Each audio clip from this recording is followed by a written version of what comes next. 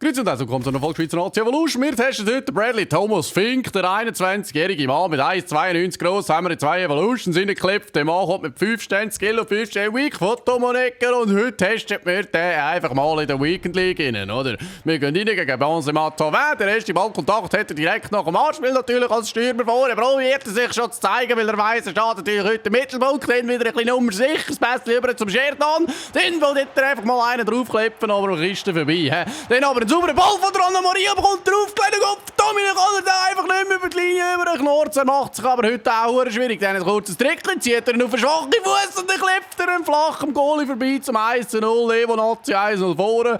Eine Kiste von unserem 1,92 grossen Bradley, Mann. Der Brad, hä? Und dann einen Kopfball, eine saubere Flanke, aber der Kopfball, ja, den muss man aber auch hinten noch schießen, dass der Keim nicht verhungert. Dann kommt er aber wieder an den Bälle mit dem rechten Scheichen, wieder mit dem schwachen klippt er das 3:0 rein und wir sehen oben schon Pause angemeldet vom Gegner. Danke Bradley und wir sehen uns mit dem Bradley in der Weekend League.